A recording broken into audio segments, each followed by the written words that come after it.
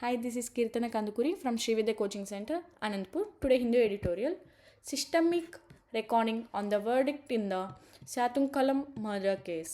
So రీసెంట్గా ఎవరైతే news daily update follow అవుతున్నారో వాళ్ళకి ఆల్రెడీ ఈ శాతుంకలం మర్డర్ కేస్ అనగానే మీకు హిస్టరీ స్టోరీ అంతా గుర్తొచ్చేస్తుంది. ఎందుకంటే ప్రజెంట్ న్యూస్ అనేది దీని మీద ఎక్కువ రన్ అవుతుంది. సిస్టమిక్ రెకార్డింగ్ అంటే జడ్జిమెంట్. సో ఏదైతే సిస్టమ్ ఉందో గవర్నమెంట్ సిస్టమ్, సో ఏమని జడ్జిమెంట్ ఇవ్వటం జరిగింది ఆన్ ద వర్డిక్ట్ అంటే ఒక డెసిషన్ ఏమని తీసుకున్నారు ఈ శాతుంకలం మర్డర్ కేసు మీద ఏమని డెసిషన్ తీసుకోవడం జరిగింది.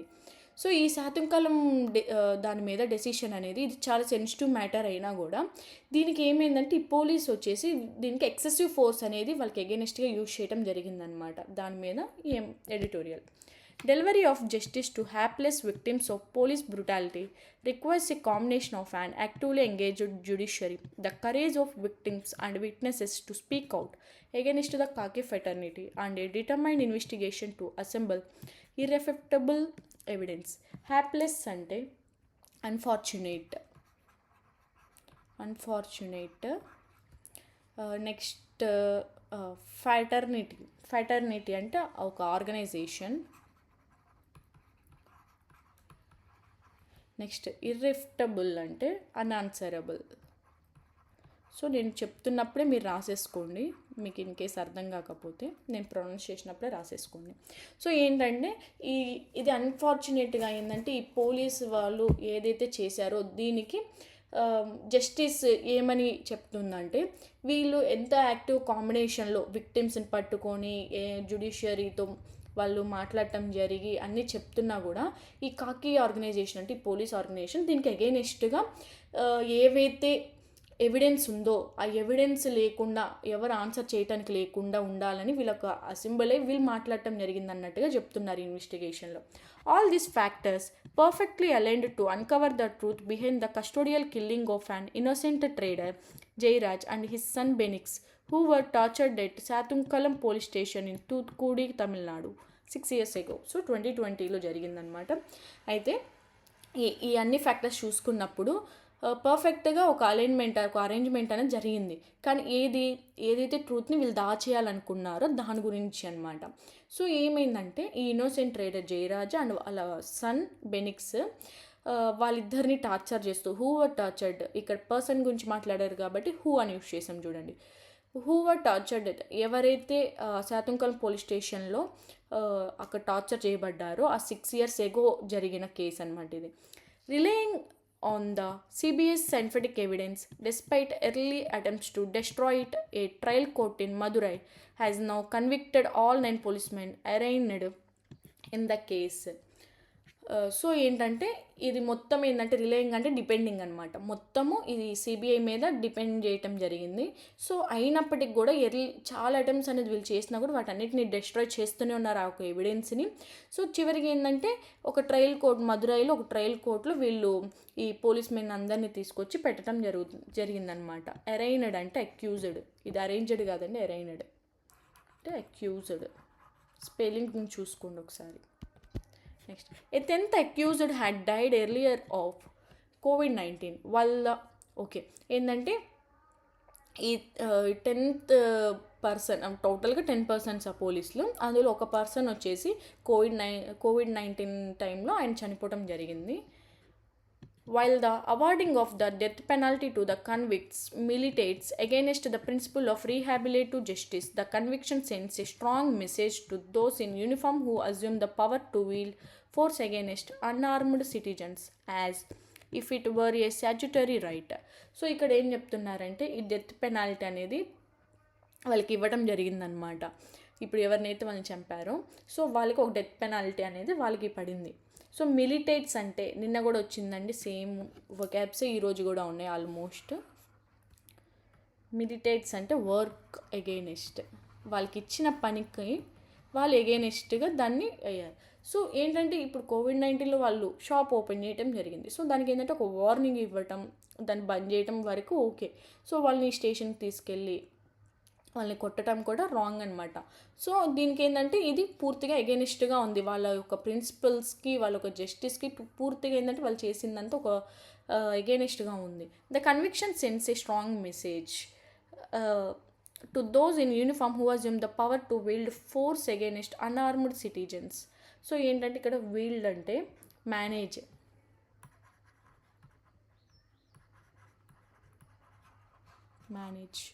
సో ఏంటంటే వీళ్ళకి ఏంటంటే ఒక స్ట్రాంగ్ మెసేజ్ని వీళ్ళకి ఇవ్వటం జరిగింది. దీన్ని యూజ్ చేసుకొని, దీన్ని పెట్టుకొని ఫర్దర్గా వీళ్ళు ఎలాంటిది కూడా వీళ్ళు ఎగెనిస్ట్గా ఉండకూడదు సిటిజన్స్కి అని చెప్పి దానికోసం ఇలాంటిది ఒక జస్టిస్ అనేది ఇవ్వటం జరుగుతుంది. This case might have passed of as at another suspicious custodial death but for overwhelming evidence of torture and public outrage. So outrage అంటే యాంగర్ అని, ఓవర్వెల్మింగ్ అంటే ఓవర్ పవరింగ్.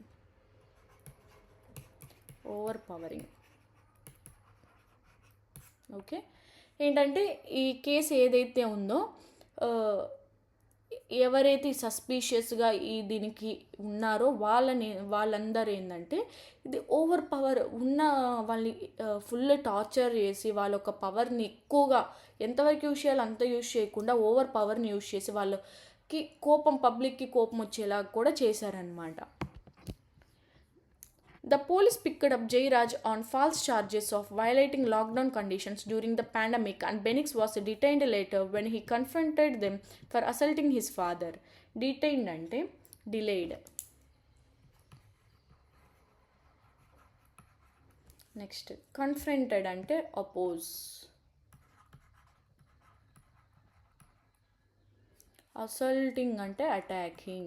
So attack అని రాస్తున్నా, attacking.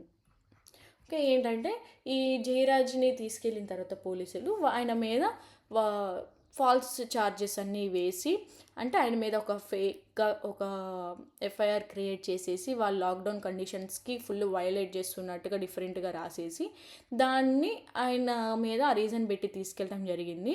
సో నెక్స్ట్ ఏంటంటే వాళ్ళ sun మళ్ళీ అక్కడికి వెళ్ళి ఆ తర్వాత వెళ్ళిన తర్వాత వాళ్ళ ఫాదర్కి ఎవరైతే వీళ్ళు అటాక్ చేసినారంటే కొట్టినారో వాళ్ళకి ఈయన కొంచెం అపోజ్ చేయడం జరిగిందనమాట. The 2 men were stripped, brutally beaten overnight and even forced to clean their own bed with their clothes.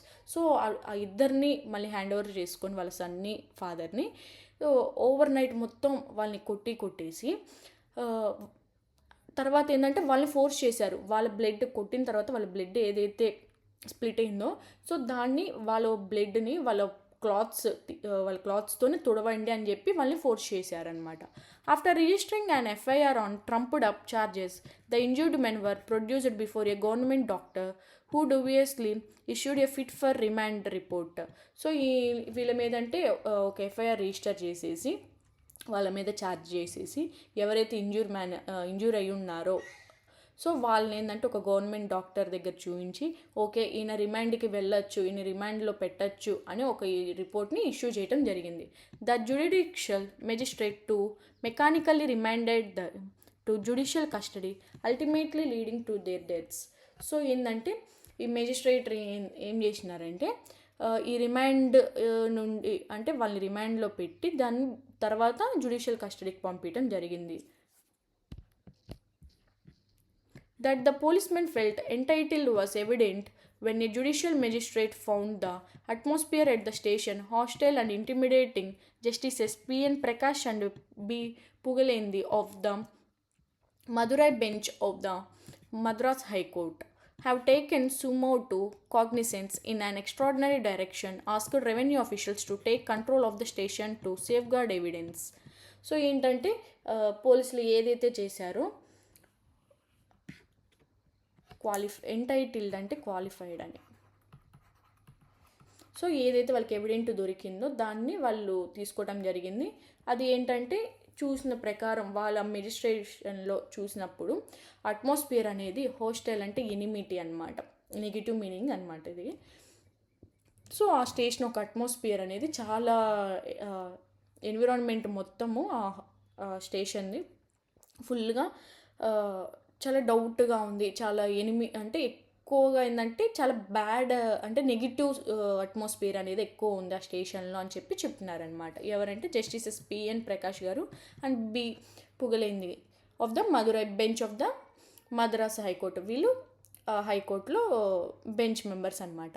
Having taken suo motu cognisance. So వాళ్ళ మీద ఏంటంటే సుమోటో కాగ్నిసెన్స్ అనేది తీసుకోవటం జరిగిందనమాట.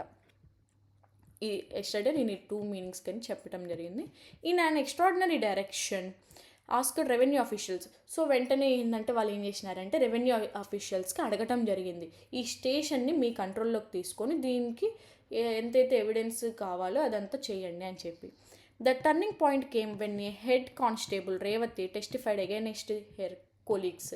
సో ఇక్కడ టర్నింగ్ పాయింట్ ఏమైందంటే అక్కడ రేవతి అనే ఆవిడ హెడ్ కానిస్టేబుల్గా వర్క్ చేస్తున్నారు. ఆమె ఏంటంటే వాళ్ళ కొలీగ్స్కి అగైనెస్ట్గా చెప్పడం జరిగింది. The CBI established that blood samples recovered from the station matched the victim's DNA, while call data records confirmed the presence of both the victims and the accused at the time of crime, sealing the case. So ఏంటంటే సిబిఐకి ఇచ్చిన తర్వాత blood samples మొత్తం recover చేసి అప్పుడు ఆ victims డిఎన్ఏకి ఆ blood శాంపిల్స్కి match అవ్వడం జరిగింది ఆ స్టేషన్లో. నెక్స్ట్ వచ్చేసి అవే కాకుండా వాళ్ళ కాల్ రికార్డ్స్ కూడా చూసినప్పుడు వాళ్ళు ఆ టైం మ్యాపింగ్ చేసినప్పుడు వాళ్ళు ఆ టైంలో అక్కడే ఉన్నట్టుగా కన్ఫర్మ్ కూడా అయ్యిందనమాట, ఆ ఇద్దరు విక్టిమ్స్ అక్కడే ఉన్నారు అని. ఎప్పుడైతే వాళ్ళు అక్యూజ్ అయ్యారో ఆ టైంలో ఆ క్రైమ్ జరిగినప్పుడు వాళ్ళకి అక్కడే ఉన్నారని చెప్పి వాళ్ళకి ఆ ప్రెసెన్స్ అనేది ఉంది. నెక్స్ట్ ఏంది, the trial court appears to have applied uniform proportionality in assigning culpability to all accused. So ఆ ట్రయల్ కోర్ట్లో ఏంటంటే వీళ్ళొక to have applied uniform proportionality in assigning culpability అంటే సో వాళ్ళు ఏదైతే తప్పు చేశారో వాళ్ళు దాన్ని అక్కడ వాళ్ళు అప్లై చేయటం జరిగింది అనమాట. So responsibility for wrong, culpability అంటే responsibility for the wrong. So వాళ్ళకి వాళ్ళు బ్లేమ్ చేసుకోవటం, అంటే ఏదైతే జరిగిందో దాన్ని వాళ్ళు బ్లేమ్ని డిజర్వ్ చేసుకోవటం అనమాట. This may not withstand scrutiny in higher courts as seen in the Rajiv Gandhi assassination case, where the Supreme Court in 1999 upheld the death sentences of only 4 of the 26 convicted by the Tada court. So ఏంటంటే same ఇట్లాంటిది higher కోర్ట్స్లో ఏంటంటే scrutiny అంటే examination, maybe higher కోర్ట్స్లో ఇట్లాంటి examination కూడా stand తీసుకోవచ్చు. కానీ ఏంటంటే Rajiv Gandhi assassination case జరిగినప్పుడు అక్కడ ఏదైతే సుప్రీంకోర్టులో 1999లో అక్కడ ఏంటంటే 26 మెంబర్స్ కన్విక్టెడ్గా ఉన్నప్పుడు వాళ్ళలో 4 మెంబర్స్కి మాత్రమే ఈ డెత్ది శాంక్షన్ చేయటం జరిగిందనమాట. డెత్ విషయంలో దీనికి ఎవరు ఇచ్చారంటే టడా కోర్టు వాళ్ళు ఇవ్వటం జరిగింది. Next, nonetheless the convictions should help sensitise the police force that excesses will not go unpunished. So అయినప్పటికీ ఏంటంటే ఫైనల్గా వీళ్ళు ఏం చెప్తున్నారంటే ఈ కన్విక్షన్స్ అనేది వీళ్ళకి హెల్ప్ చేయొచ్చు, ఇది ఒక సెన్సిటివ్ మ్యాటర్ అనమాట. అయినా కూడా తప్పదు, ఈ పోలీస్ ఫోర్స్ ఏదైతే చేశారో వాళ్ళ మీద ఇది పనిష్ చేయాల్సిందే, అన్పనిష్డ్, విల్ నాట్ గో అన్పనిష్డ్, వీళ్ళని పనిష్ చేయకుండా వదలరు అనమాట.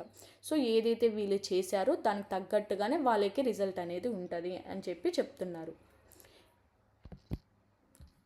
Passage questions. The key witness who broke the blue wall was. So ఏంది ఆ కీ బ్లూ వాల్, ఎవరైతే ఆ బ్లూ వాల్ని ఆ రూల్స్ని ఎవరైతే దానికి అగెనిస్ట్గా దానికి మెయిన్ విట్నెస్ ఏంటి అంటే ఈమె కదా, హెడ్ కానిస్టేబుల్ రేవతి గారు దాన్ని వాళ్ళ కొలీగ్స్కి అగెనిస్ట్గా రివీల్ చేయటం జరిగింది.